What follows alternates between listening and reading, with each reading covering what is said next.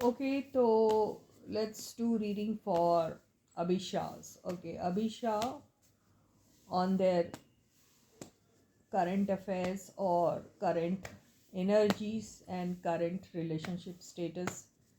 Currently in दोनों के बीच में क्या चल रहा है ये देख लेते हैं. तो stay positive and stay focused. Cards अच्छे से शफल हो रहे हैं. And let's see. So this is Suman, your own tarot card reader, and welcome you back to my channel, Tarot Fragrance Suman. So as I always say before you begin watching the reading, you need to have the trust and faith in the reader, in the reading, in the universe, and also in yourself. So with the same trust and faith, you have to watch the reading. First card इन दोनों के बीच का क्या है, relationship status, current feelings, current energies क्या हैं. सो देखते हैं, यहाँ से कार्ड लेते हैं.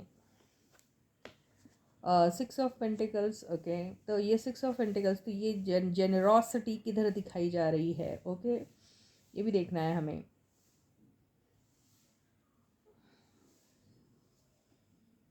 ओके, तो ओके, ये दोनों कार्ड्स को लेके मुझे ऐसा दिख रहा है कि इन दोनों का अभी कमिटमेंट एक दूसरे के साथ ना होते हुए एल्सवेयर है. अभी एक दूसरे के साथ वो जो कमिटमेंट है या फिर वो जनरॉसिटी जो दिखाते थे वो ना होते हुए कहीं और है अभी. ओके, यस, ये कमबैक वाला कार्ड है.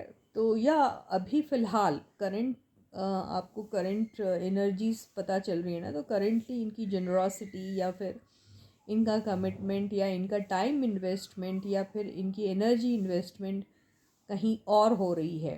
ओके, इसका मतलब ये नहीं कि ये दोनों एक दूसरे के लिए ऐसा फील नहीं करते, या क्योंकि ये कार्ड कम बैक वाला है मेरे हिसाब से, तो अभी फ़िलहाल कहीं और हैं इन लोगों का, कहीं और चल रहा है कुछ. समझ में आ रही बात? नहीं आ रही तो आई कांट हेल्प.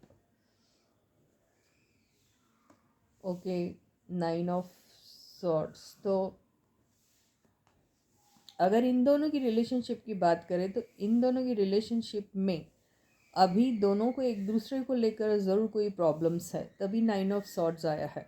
ओके, हो सकता है इस बात का थोड़ा सा दे आर डिसअपॉइंटेड कि they can't do anything with each other और फॉर ईच अदर, बिकॉज अभी उनका कमिटमेंट कहीं और है. इस बात को लेके हो सकता है ये वाली एनर्जी में होंगे 9 ऑफ सॉर्ड्स. ओके, ये भी हो सकता है किसी काम को जो वो फोकस कर रहे थे, जहाँ पर इन्वेस्ट करने के बारे में सोच रहे थे, वो चीज़ नहीं हो पा रही है, इस वजह से भी इस एनर्जी में है. और मजबूरन उन्हें अपना टाइम का इन्वेस्टमेंट, एनर्जी का इन्वेस्टमेंट कहीं और मजबूरी में करना पड़ रहा है. इस वजह से भी ये 9 ऑफ सॉर्ड्स आया है. तो हो सकता है कोई प्रोजेक्ट का बिगनिंग करना था या फिर कुछ करना था, वो ना होते हुए जिसके ऊपर काफ़ी उन्होंने शायद इन्वेस्ट किया होगा, जिस पे उनका टाइम का इन्वेस्टमेंट, एनर्जी का इन्वेस्टमेंट, हार्डवर्क सब दिखाई दे रहा है, लेकिन नहीं हो पा रहा है, इसलिए ये एनर्जी आई. ये बहुत एविडेंट है. 3 ऑफ कप्स.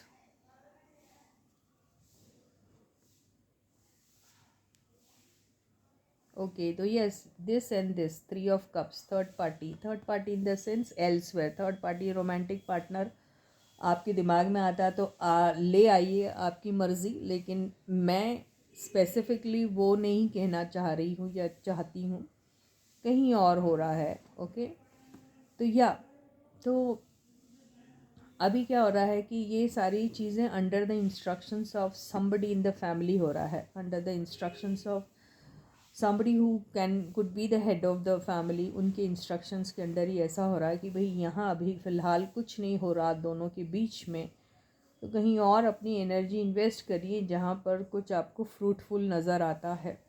इसी वजह से ये सारे कार्ड्स आए हैं.